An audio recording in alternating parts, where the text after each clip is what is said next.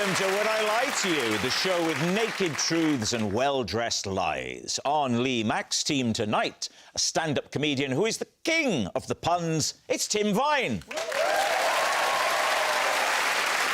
And a multi-award-winning star of stage and screen, it's Cush Jumbo. And on David Mitchell's team tonight, comedian, presenter and loose woman, it's Judi Love. And he's an artist, broadcaster and national treasure, it's Sir Grayson Perry. We begin with round one, Home Truths, where our panellists read out a statement from the card in front of them. To make things harder, they've never seen the card before. They've no idea what they'll be faced with. It's up to the opposing team to sort the fact from the fiction. First up, it's Judi. As a schoolgirl, I got a free can of Coke every day from my newsagent in exchange for keeping quiet about his affair. Lee's team. How old are you? I was 12. And this happened for how long? Maybe for about a year or so. How did you know about the affair? Because I walked in on them. What were they doing? Something that they shouldn't be doing. Bit of a pick and mix. Well, he was picking and she was mixing. What did you see them do? They were getting amorous, were they? Gosh. Right, so went in and the door, because it was a post office as well, was open. And because we know him, I peeped round and somebody was on their knees. Oh, gosh. Have they dropped a contact lens? Or they were simply praying for forgiveness. Yeah. That's not how you lick a stamp.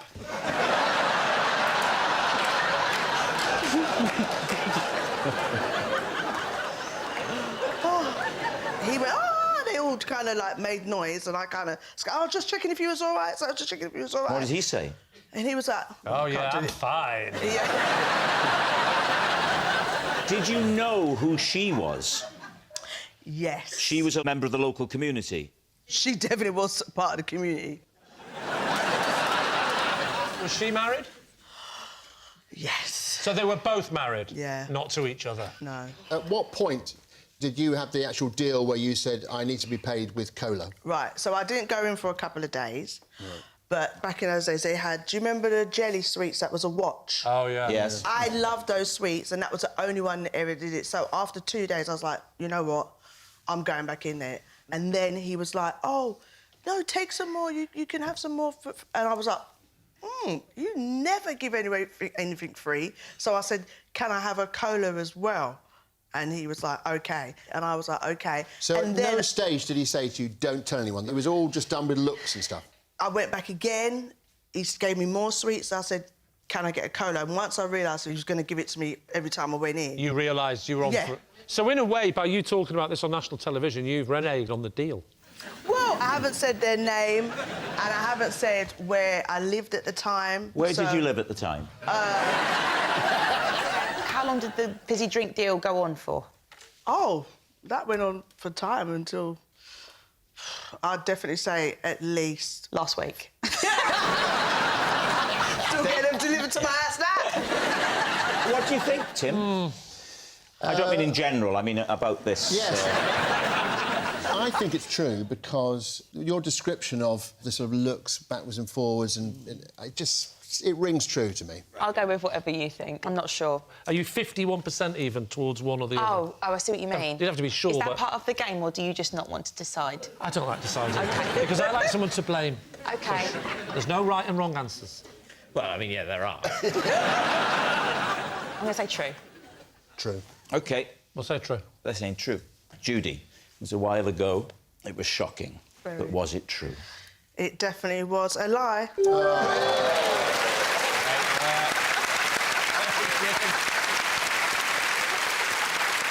It's a lie. Judi wasn't bribed by her newsagent. Tim, you're next. I once wrote a love song for a girl I saw in a shop. David's team. When did you see this girl in a shop? Well, I was working in the shop. Oh, right. Yeah, and so was she. Awkward. It was a department store. I was 18 years old. I was pretty much falling in love with every girl I saw at that age, so... But this particular girl, I thought, gosh, she's jolly marvellous. So you wrote a song? The song was called Jill, which I said to someone, what's the name of the girl? Because I'd never been anywhere near her. Can you sing us the first line? Yeah, it goes... Shit, in fact, I can't remember the first line, but... I want to feel like I'm Jill. OK. So can you do it? Can you come and do it to me? Jill! You're too far. You're too far. Yeah, but you are in different departments.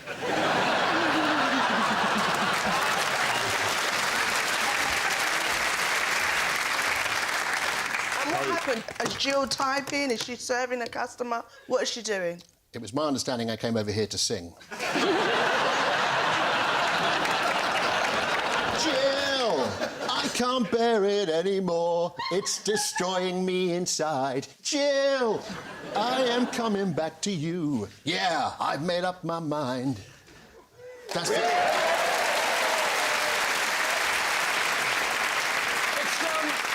It's a bit of a room splitter, isn't it? Because half the people thinking, oh, that's really romantic, and the other half going, creepy. I recorded it on a cassette. Right. And it does get slightly tragic because I went up to her and I said, I wrote a song for you, and I handed her the cassette, and as I handed it to her, yeah. I looked down, and on her name tag, it said Jackie.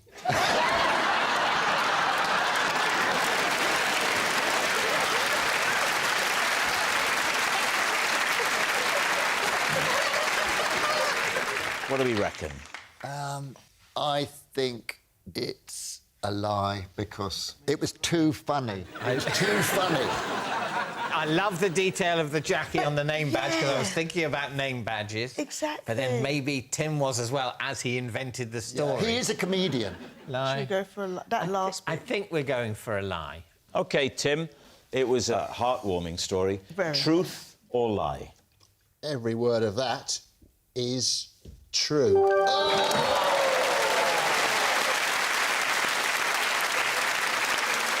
Yeah, it's true. Tim did write a love song for a girl in his shop. Grayson, you're next. Oh.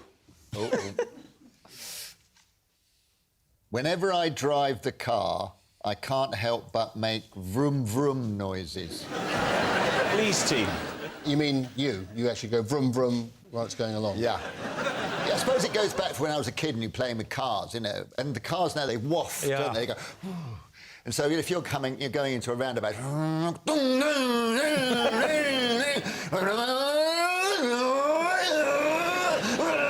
know...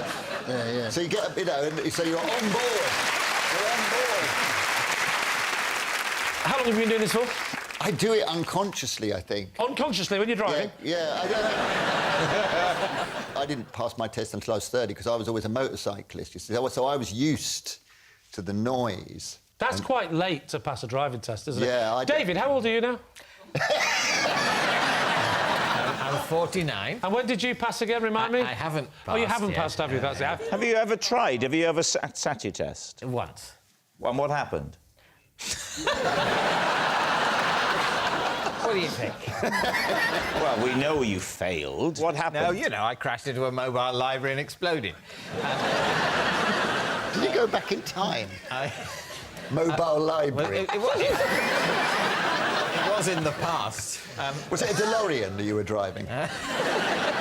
Oh, this is a good opportunity for me. Marty! Marty! We gotta get back in the car! I'm doing Doc Brown. Thank you, Grayson. Thank you. So you're doing vroom vroom vroom for the revs in the car. Do you do other things like when you go around the corner? Do you go like that, or do you do the windows up and down? You do it all. Right, Cush, what do you think? I think it's probably true, only because your performance of the Vrooms was so quick. Tim Vine. I think it is true. You think it's true? Because I I thought we were coming to a close. I realised it was the start of something. Sorry. I just have to give a reason. You can't park there, mate. Well, you wound it the same way. Surely the other way to go back up. It wasn't down properly. It's true. We're going to go true. Grayson, they're saying it's true. Was it true or was it a lie? True. Oh, it's true. Yes, it's true. Grayson does make vroom vroom noises when he drives. Our next round is called This Is My, where we bring on a mystery guest who has a close connection to one of our panellists. This week, each of Lee's team will claim it's them that has the genuine connection to the guest. It's up to David's team to spot who's telling the truth. So please welcome this week's special guest, Paul.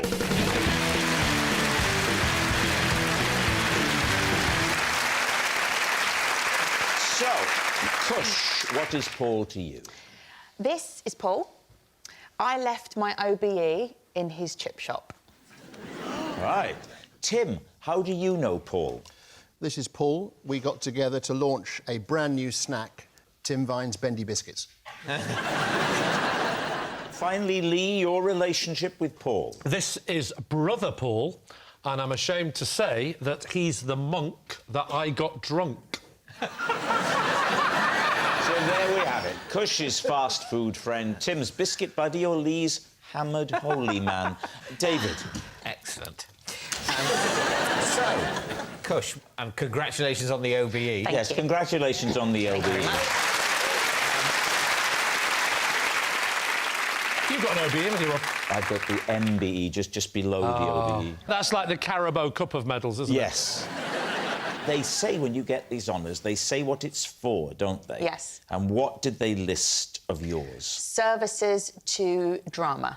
Just services to drama. What do you mean, just? What's wrong with that? Because sometimes there are people and then they'll say services to something, charity and something. It'll be a few things. What were you? Services to what? You got it for punctuality, didn't you? Cush, where is this chip shop? In East Dulwich. Why were you carrying your OBE with you to the chip shop? Well, I took my parents to the palace. It was a very special day. I wasn't at the OBE bit where you get sandwiches and stuff after. Why weren't you at the bit with the sandwiches? Because after? you don't always get sandwiches and snacks after the awards. Like, on that day, the Queen gave me my OBE, and then you get to mill around a bit, and then you leave, you depart the palace. Oh, is it? So if it's like, if you have to make do with Princess Anne, you get sandwiches, but if you got the Queen, then no snacks. Yeah. So the package evens out overall. If it's Prince Andrew, it's like a 5-course meal with booze.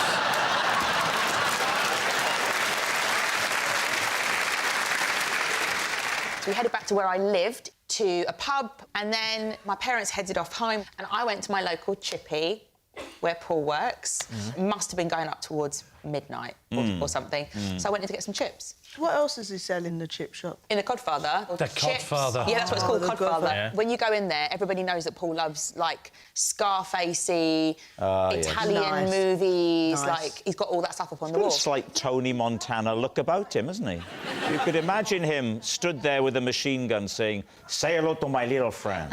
Are you there as well, are you? So where's your medal at this point? Everyone in the chippy was really excited for me, and I put it down on the counter with my clutch bag, got my chips, got my can of Fanta, got my clutch bag, and I left like this. Yeah. And it wasn't until I got home that I got inside that I was like, "Where's the box?" I love the person after you. I ordered cod and chips, but I got an OBE.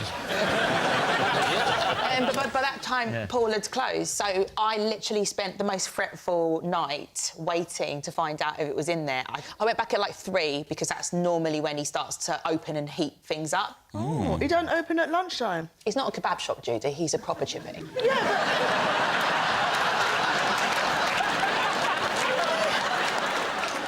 So when you went back in... When I went back in, he was like, "I know why you're here." Did you pay for your chips? Yes, I paid for my chips. Oh, he's cheeky. Yeah, he got... He obviously wasn't having an affair. Right, who's next? Right, Tim, remind us what you marketed with Paul. It was to launch a brand new snack called Tim Vine's Bendy Biscuits. Describe the snack, please. Well, the snack came about from when I'm at my mum's on a Sunday, she makes me biscuits. How old are you? On this particular day, she made me this biscuit, and I just noticed it was slightly malleable. And I began to bend it, and he could touch his toes, you know, all the way like this. I just immediately thought, Tim Vine's bendy biscuits. I thought one of the defining characteristics of a biscuit was that it would snap. I don't think it qualifies as a biscuit if it bends. Well, in my eyes, it did, and I called it... So what happened, Tim? I happened to be chatting to a friend about this, and he said, well, I've got a mate who works in that industry. The biscuit industry. The biscuit industry. Specifically the biscuit, not Well, the the biscuit- food industry, the biscuit industry. You're very keen for when us I to believe said- he's a monk, aren't you, Lee? Did you have any marketing ideas for this? I mean, your Yes, creative I did, yeah. brain... I immediately thought, you know, Tim Vine's bendy biscuits. Go on, have a bend! I thought that'd be the advert.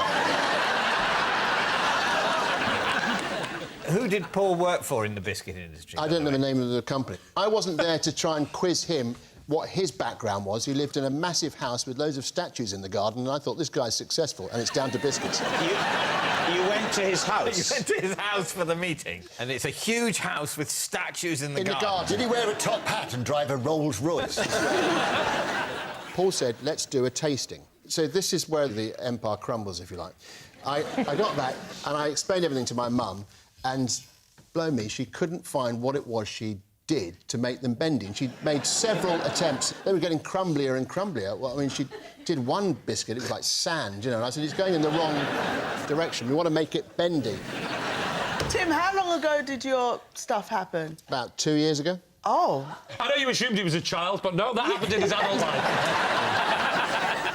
If you are telling the truth, I'm going home to try and make some bended biscuits. Well, it's this, Lee's nonsense, or OBE in a chip shop.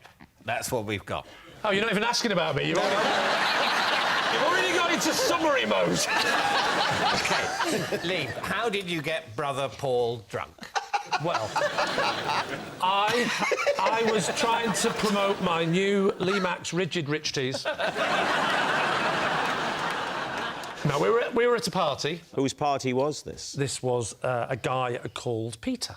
And he has a brother, and I know you're going to laugh, called Paul. This Paul. I don't think anyone was going to laugh, no. Paul is a monk. What type of monk? Oh, I don't know the type. He was taking a vow of silence, we didn't chat.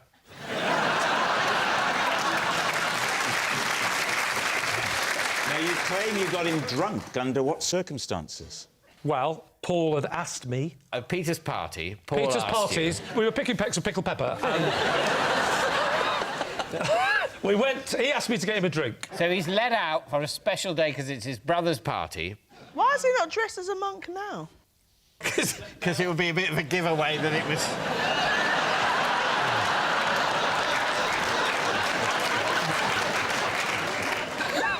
So he asked you, who'd never met, to make him a drink? Well, he didn't ask me to make him one, he asked me to go and get him a drink. What did he drink? Was it like Buckfast and St Benedictine or something? No. He doesn't drink, so he said, just get me a soft drink. And I went over to the table, and there was punch, and there was also a mocktail next door in the bowl there. And so I mixed up the two bowls. And Paul was so innocent that when he sort of first took a sip, he didn't notice that it was sort of full of vodka. You were fine to have one or two, and you wouldn't know.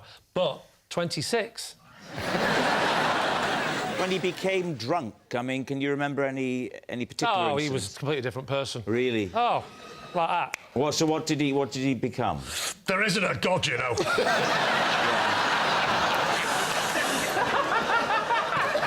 I'm just in it for the free food. How did he get on with his brother? Were there any tensions Well, there wasn't between any him and his brother? tensions, but Peter was an atheist. Were they brought up as religious? I don't think so, no. I think... It wasn't a Catholic family? No, Paul found his calling. Right. How do you know it's Catholic, by the way? Well, monks are usually Catholic. Could be Buddhist. Yes. Is he Buddhist? No, he's Catholic. Was it a Catholic? I'm just saying, don't make presumptions about things, David. Gets you into trouble. Yeah. Do you remember? Yeah. We sent you an email. Could be...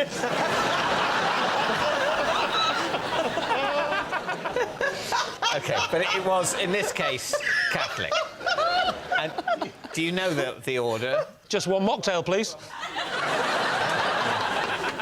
All right, we need an answer. So, Yes. David's team. Is Paul Cush's fast food friend, Tim's biscuit buddy, or Lee's hammered holy man? We shouldn't judge him on his appearance. But I would say he looks more likely to be someone that runs a chip shop A nice one. than an extremely wealthy biscuit developer. Just to be clear, David, this is you not but he judging. does look- No. Thank God you didn't judge him. God knows what you'd have said. Are you ruling out Lee? Yes. Lee? Yeah, because Lee said he's a monk. That's right. Well, he's not a monk. Look at him. What is it about him that's not monk? Well, you know how monks have to dress as monks the whole time? That's part of the thing. You didn't ask me whether he was still a monk, did you? Is he still a monk? He was thrown out of being a monk. due to his heavy consumption of alcohol. What does he do now, Lee? This is the bit that's going to throw you. Does he run a He chip now runs shop? a fish and chip shop.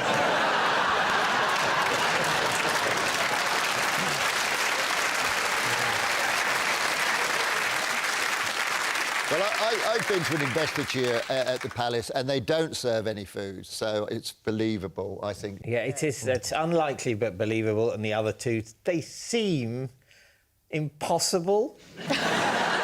So, you think it's Cush and the OBE story. Paul, would you please reveal your true identity? I'm Paul, and Tim and I tried to work on the biscuits.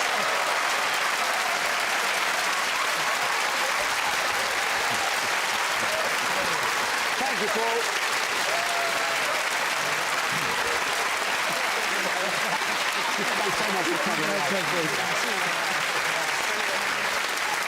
Which brings us to our final round, Quickfire Lives, and we start with...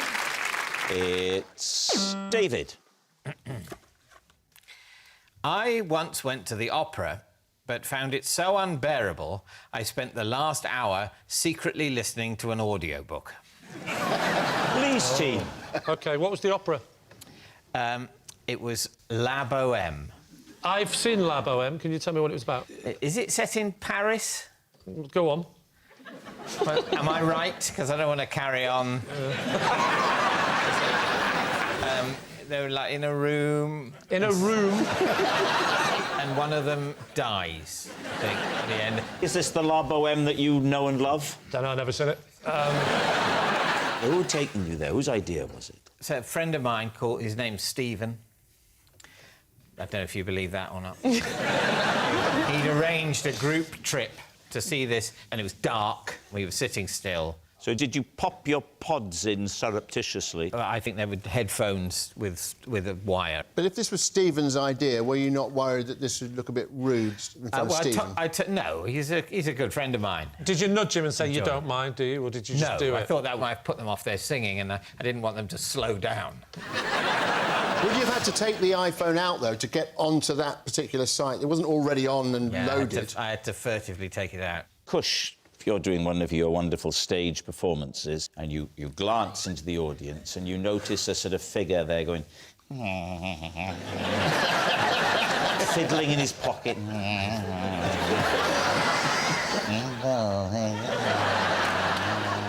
Do you ever spot that sort of thing happening in an audience? I mean, I haven't seen someone take the really long white head, probably untangle them, because they probably become quite tangled in your pocket and in with the Werther's Originals and stuff. Werther's Original. All right, what are we thinking? I think it's true. It was a trick question. I couldn't remember who had said it. No, well, you've got a lot to do, Ron. What are we To be thinking? fair, I didn't spot it either. I was thinking, I think she's lying about the whole lot. I had a 50-50 chance there of getting it right. I should have gone, so what do you think? So do we believe David put his headphones in? I think he's a polite chap, and I think he'd put himself through something he wasn't enjoying rather than do that. So I think it's a lie. Cush? It's a lie. Think it's a lie? Yeah. I think it's a lie? Right, so it's a lie. It's a lie. They think it's a lie, David. Truth or lie? It's a lie. We got one right. Yes, it's a lie. David didn't listen to an audiobook at the opera. Next. It's Tim. Aside from Mr. McKee, who taught PE, 3 other teachers at my school taught subjects that rhymed with their surnames. David's team. OK, so Mr McKee taught PE. Yes. Who else? Mr. I'm having a cough, genuinely having a coughing fit. Mr. Katz. Wait, are you ready? Okay, I'm better now, thank you. Carry on, Tim. Mr. Katz. Oh, good God. Good God. If you say Mr Meography, forget it. Mr. Katz. Mr Missile and Technology. Mr. Katz. K-A-T-H. Mr. Katz. Yeah. And Mr. Hench. French. Mr Hench, Mr Caths, and who else? It was a little bit tenuous, the third one, but it was a bit of a joke amongst us. So it was Mr. Hort taught sport. You got PE in sports? Yeah, that's right. Yeah. Well, PE was something that happened in lesson time, and then sports was something that we did, obviously. But what did Mr around about 4 Hort o'clock. teach? It might have been what was called loosely then science, so it would have been, you know... Surely that was Mr Bryant's. No. Do you have any at your school, Lee? Who's... Just the headmaster, Mr Morstel.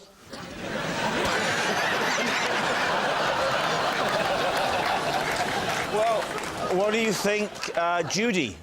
I don't know. He's always got this face that makes you feel like he's telling the truth. Like, just the most simplest things where you be like... He's got a simple face, I agree. What we've got to imagine, it's not true, and what Tim has had to do is turn over the card and quickly-ish make up 3 rhyming names of teachers. Do we believe he could have come up Yes. with Yes, that he's a Yes. very in the quick time? He's a very person. quick... Yeah, he's a... Yeah, What would you have come up with? Give me 4 teachers whose names at your school rhymed with subject. Go. Mr. Starmer. He teaches He did drama. Mrs Panish. Oh, yeah. Mr Bleak taught Greek. Yeah. Mr Gratin taught Yeah. Latin. Yes. This is fun, isn't it? Yeah, let's just do this. So what's it going to be, David? Just one more question. Tim, can you name a teacher whose name didn't rhyme with the subject they taught? Yeah, Mr. Schwartz, and he was... He could have done sports. No, Do you know we'd have taken Schwartz and sport? Come on, it's time to decide. Lie. All right, Tim, they think it's a lie. Was it, or was that the truth? it was actually a lie. It's a lie. They were not the names of Tim's teachers. Well, that noise signals time is up. It's the end of the show. I can reveal that David's team have 2 points and Lee's team have 4.